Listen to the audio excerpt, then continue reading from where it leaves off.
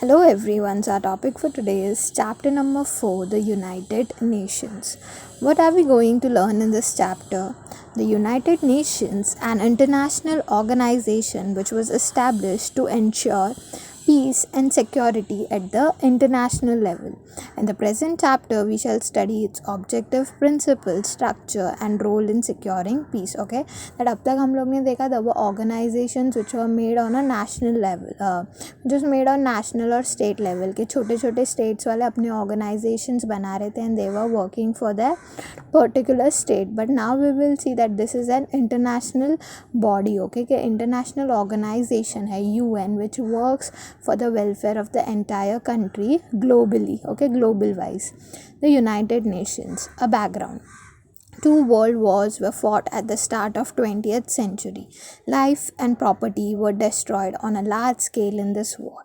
As a result, the League of Nations was established after the First World War and the United Nations was established after the Second World War out of a realization that there has to be a mechanism to established world peace, right? कि world war तो हो गए but उसके बाद the situation was worse. Why? Because there was large number of destruction of life. इतने सारे लोग उसमें expire हो गए थे.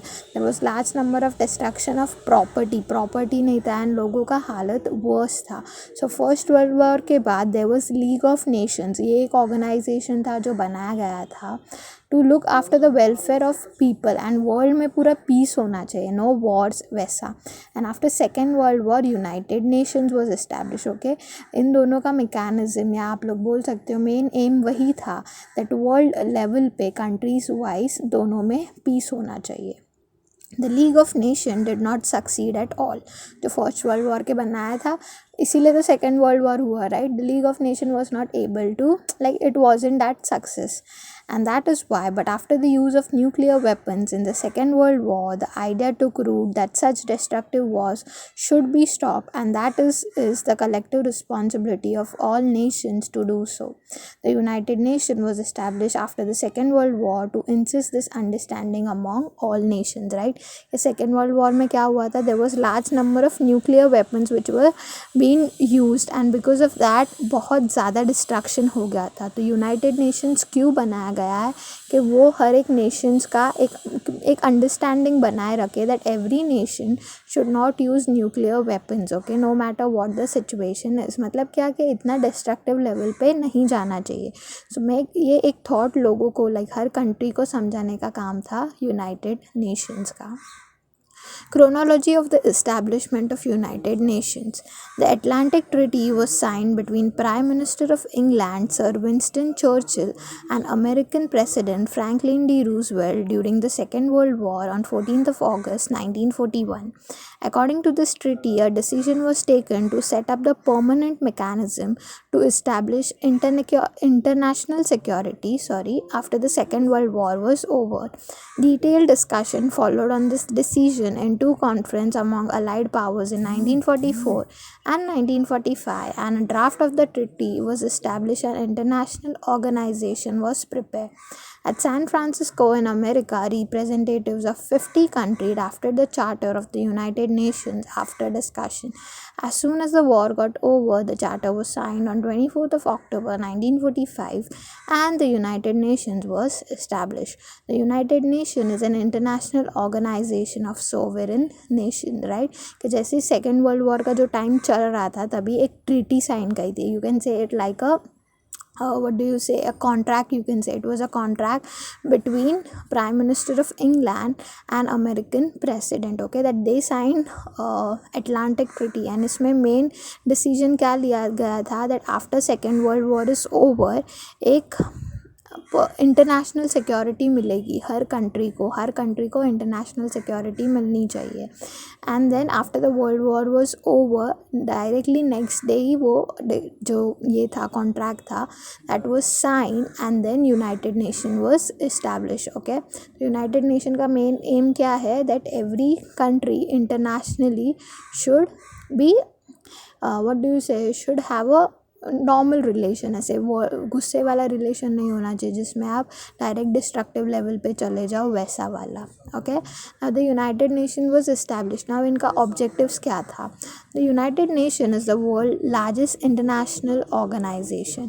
इन the beginning only 50 countries were member of United Nations. Okay, जो जो कंट्रीज़ हो गए मेंबर उन सारे को वो लॉज इनेक्ट होते वैसा. तो there were only 50 countries starting में. Today, this number has gone up to 193. All these member nations come together on the platform of United Nations. The United Nations has its own definite objectives.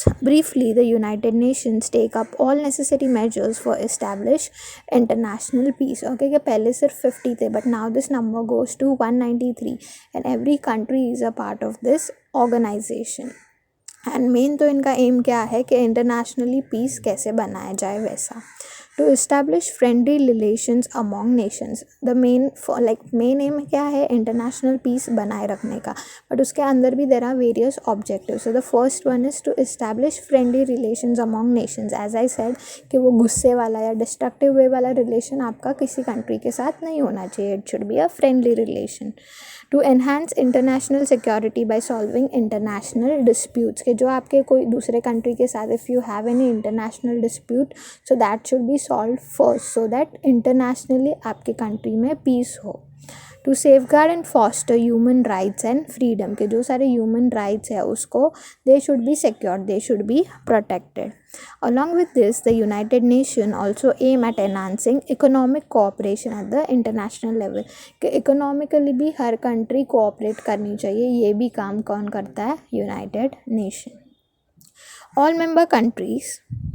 All member countries are bound by duty to respect the diplomatic privileges of sovereign nations, not to attack other countries, and abide by international law and treaty. Okay, कि सबका all are bound by duty to respect diplomatic privilege. मतलब क्या कि everyone is bound under this, क्योंकि आप country ये United nation के part हो तो you are bound under certain rules. So what are those certain rules?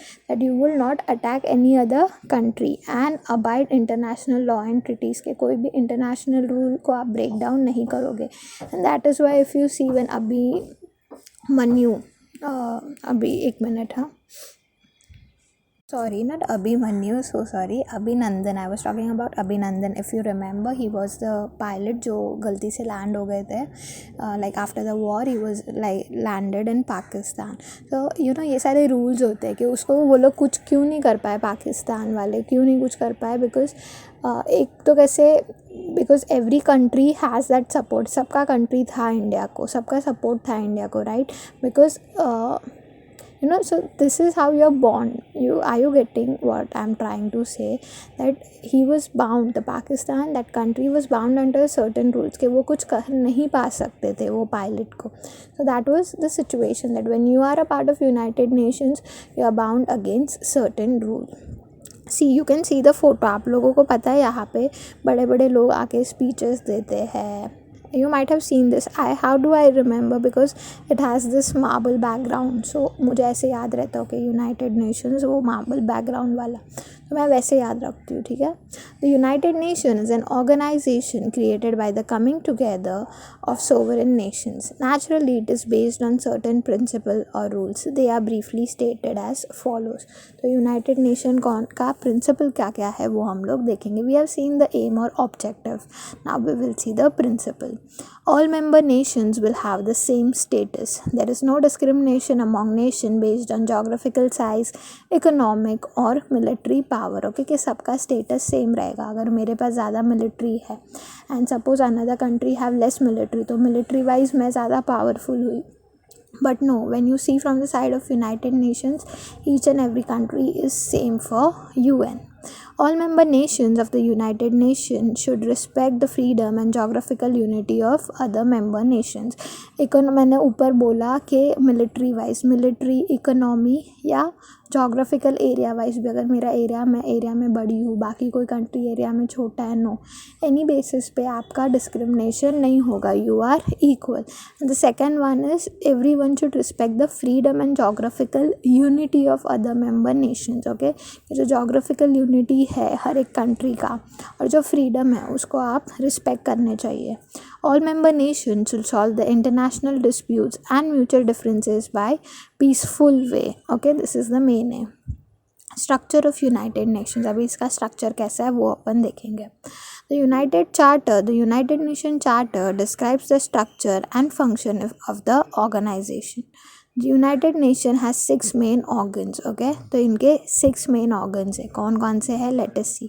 First one is General Assembly. Second one is Security Council.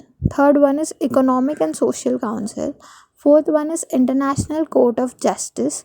Fifth is Trusteeship Council and sixth is Secretariat. Okay, so again United Nations 6 types में या 6 organs में divided है. Now हर एक का क्या क्या काम है वो हम लोग देखेंगे. So what does General Assembly do?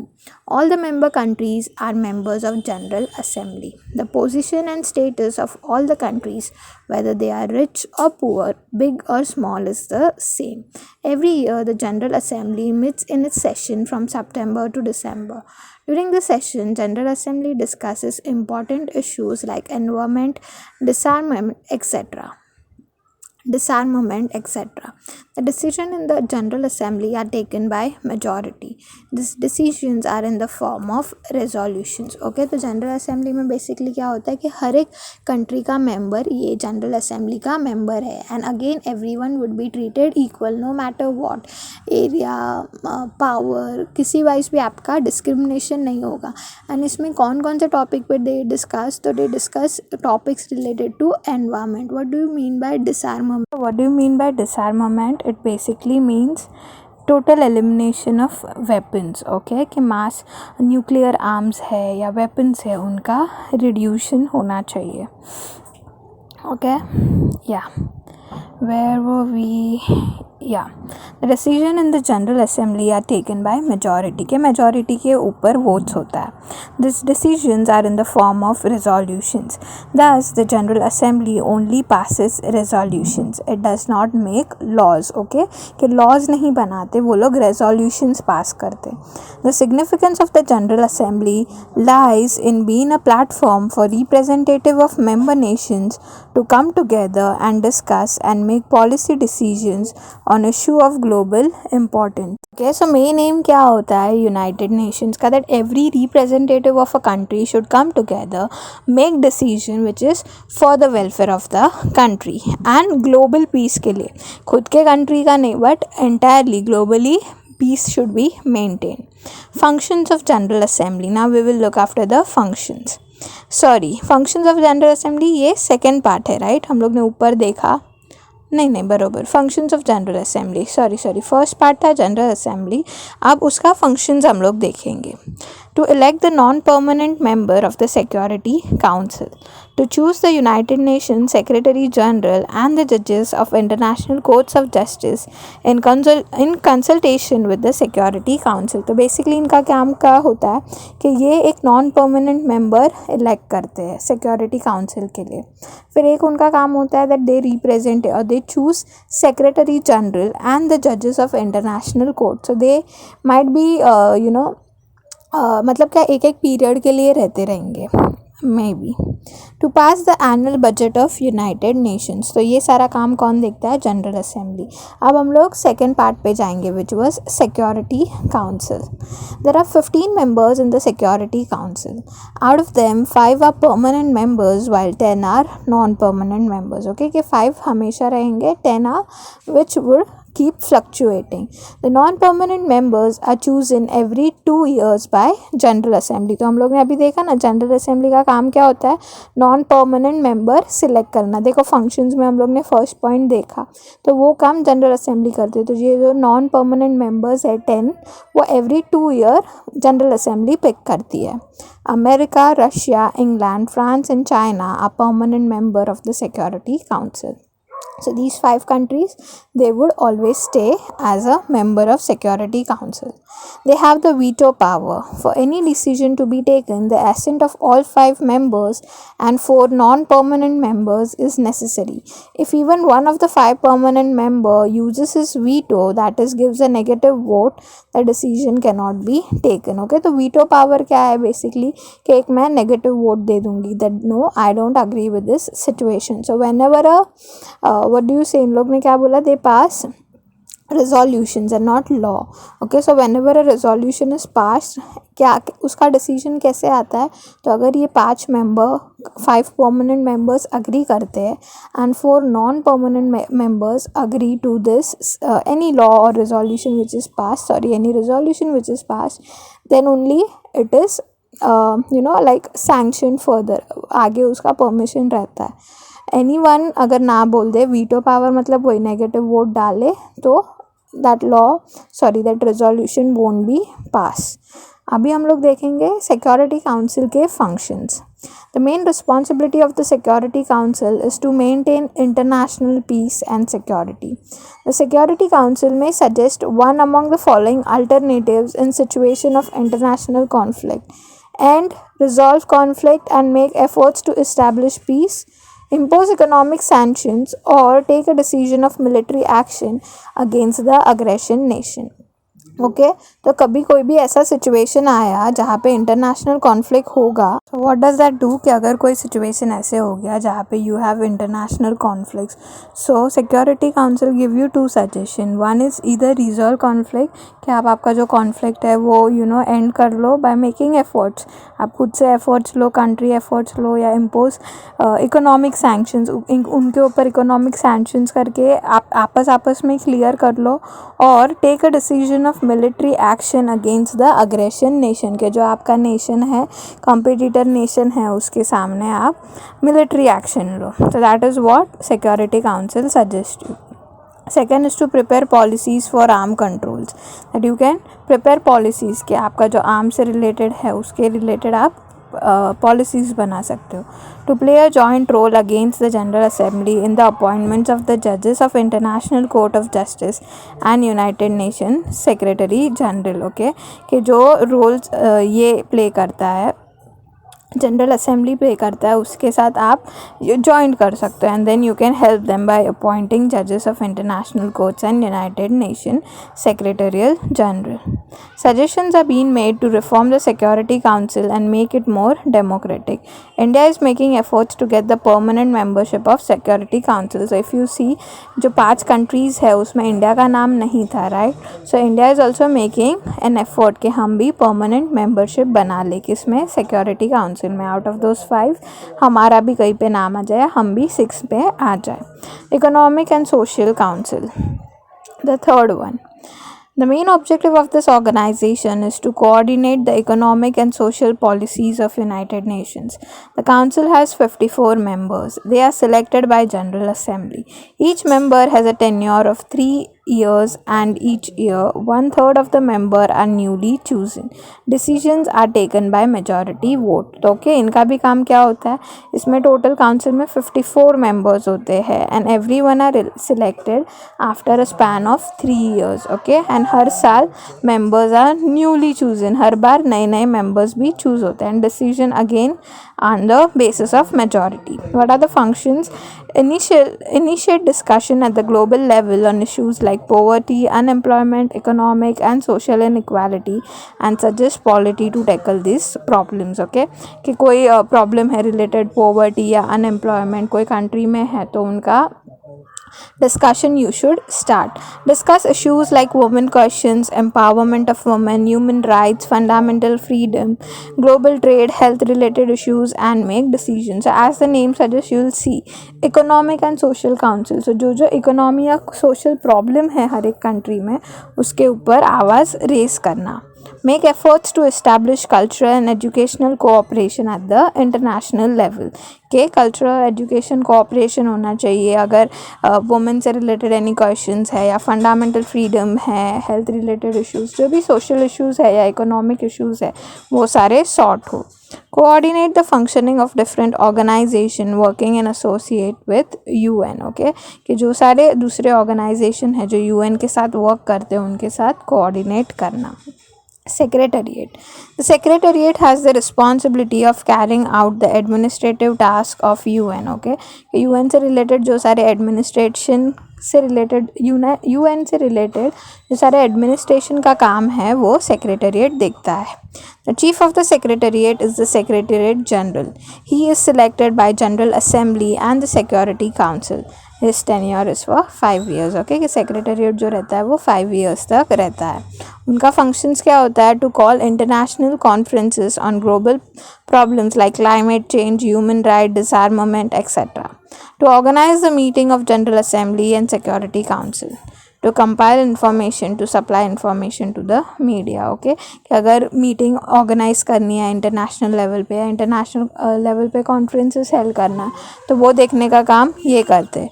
To organise the meeting of general Assembly and Security Council. ये जो दो बॉडीज़ हम लोग ने देखी उनके बीच का मीटिंग ऑर्गेनाइज करने का काम इसका है.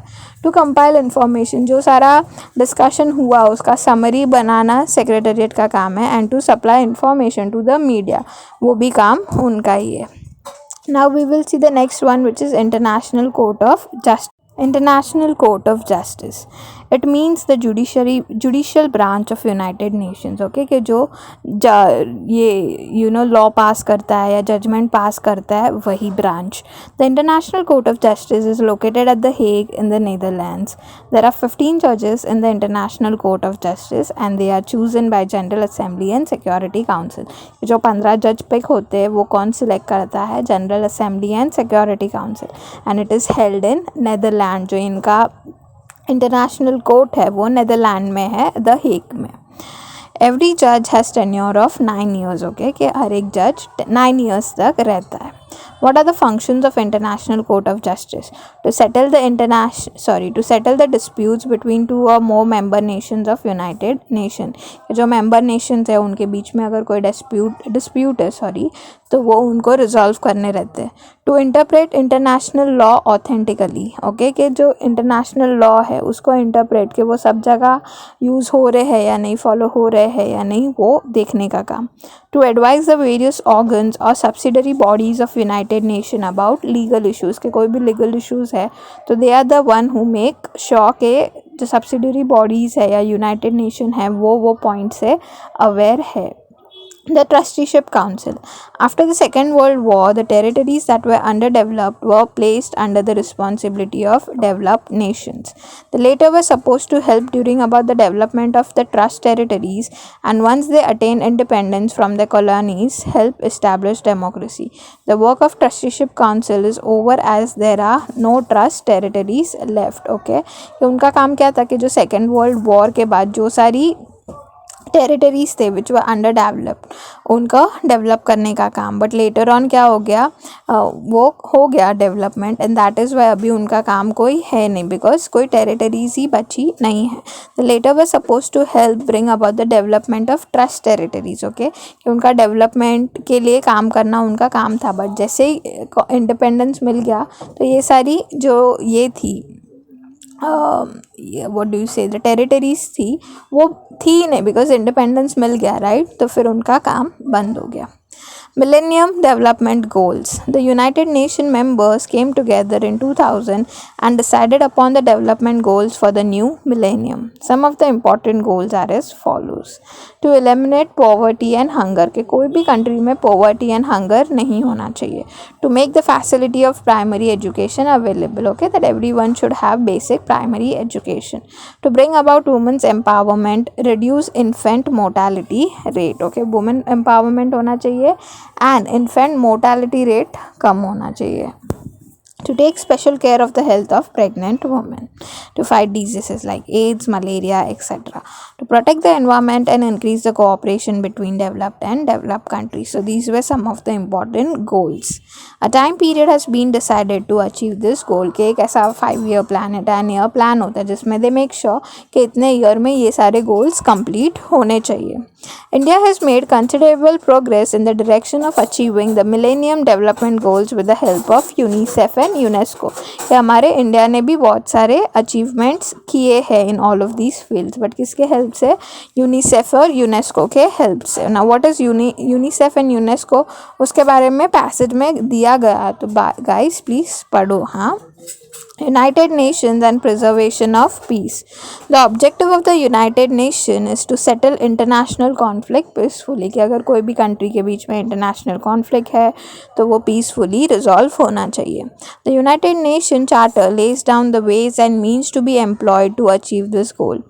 It includes appointing an intermediary acceptable to the nations involved in the conflict, use the legal procedure, appoint an arbitrator to solve the disputes, and if needed, to take recourse to military means and ensure that conflict will not occur again. तो main क्या करते हैं? It includes कि आप या तो legal procedure से आप अपना डिस्प्यूट जो है वो सॉल्व कर लो, या मिलिट्री मीन्स से आप लोग सॉल्व कर लो, बट मेन श्योर क्या है कि कॉन्फ्लिक्ट सॉल्व होना चाहिए एंड वापस it should not occur.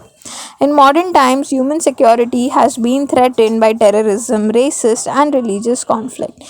As a result, the function of securing peace of the United Nations has acquired a lot of importance. कि जब terrorism होता है तो एक level of what do you say, एक level of not proper level is maintained in the country, or you can say that people are scared. So वो नहीं होना चाहिए. Like every country should live peacefully. So जब ये terrorist का हो गया या रिलीजियस कॉन्फ्लिक्ट, रिलीजियस के नाम पे जब कॉन्फ्लिक्ट होता है तो उस टाइम पे भी यूनाइटेड नेशंस का मेन रोल क्या है? उस टाइम पे यूनाइटेड नेशंस पे वो होता है, प्रेशर पड़ता है कि नहीं, जो कंट्रीज़ में ये सारी प्रॉब्लम्स है वो पीसफुली सॉर्ट हो जाए. The United Nations make efforts to ensure that violence does not erupt in strife-torn areas and normalcy is restored as soon as possible. कि normal life वापस आना चाहिए and strife-torn areas में violence नहीं होना चाहिए. Now what do you mean by strife-torn area? It basically means a country or a region which is divided into violent conflict, कि वहाँ पे बहुत सारे violence होते हैं वैसा, तो वो एरिया में वापस नॉर्मलिसी लाने का काम यूनाइटेड नेशन का होता है. वो एफर्ट्स लेती रहती है.